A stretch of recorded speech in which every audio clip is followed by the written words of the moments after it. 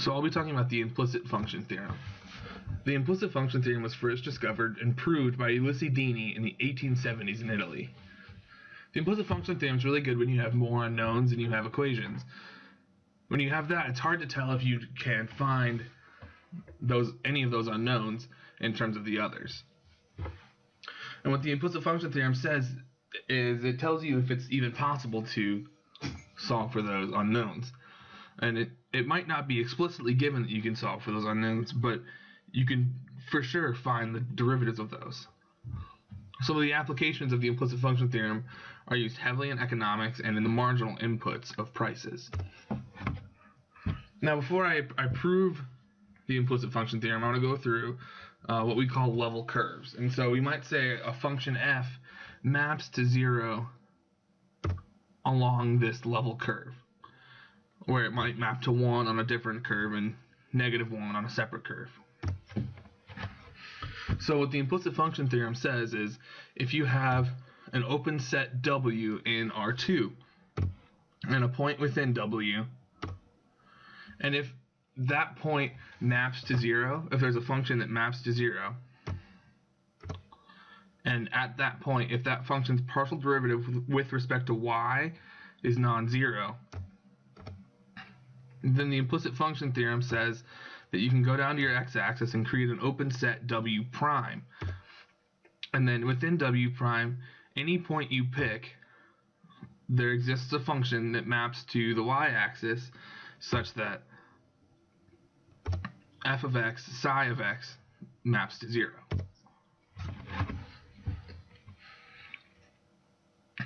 Now, one of the conditions was that the partial derivative with respect to p has to be non-zero. And we know this if you think about a counterexample. You find an open set W in R2 like this, and a point P, and then that point P can still map to 0, but if the partial derivative is equal to 0, then when you go down to your x-axis and create your open set, some values within that open set will be defined for your function psi, but some won't.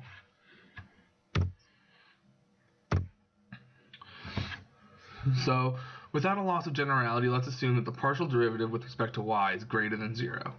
We could say less than 0 and the proof would follow similarly, but for now let's just assume that it's greater than 0. And then by our assumptions we know that f is continuously differentiable. And by the definition of continuously differentiable, we know that the partial derivatives are continuous. And because of that, we can shrink down our w so that every point within W is increasing.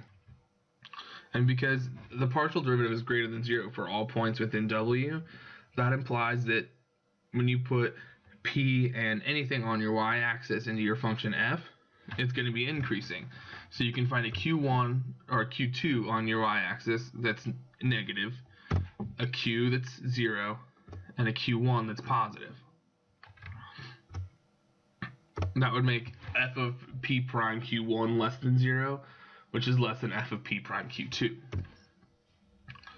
And then similar to before, because f is continuous, we can shrink down our w prime until our w prime crossed with our set q1 to q2 exists inside our w.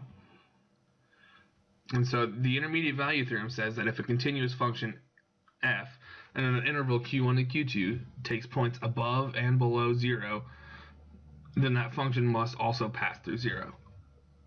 And so if you can see at every point within W prime, there's a number q2 such that it maps negative and a number q1 such that it maps positive. So there must be a number y such that it maps to 0. Therefore, we know there's an open set W prime such that for every number in W prime, there's an implicitly defined function psi such that f of x, psi of x equals 0. Now, the implicit function theorem isn't just for 2 dimensions. In the third dimension, the implicit function theorem says that if you have an open set W in R3, and a point within that set, and a function that maps to 0, just the same, whose partial derivative, in this case with respect to z, is non-zero, then the implicit function theorem says that if you have an open set, call it W prime in R2, Then you can go down to your xy axis and find an open set such that every ordered pair within there has a function that maps it to a number on the y-axis such that your f of xy psi of xy equals 0. Thanks for watching.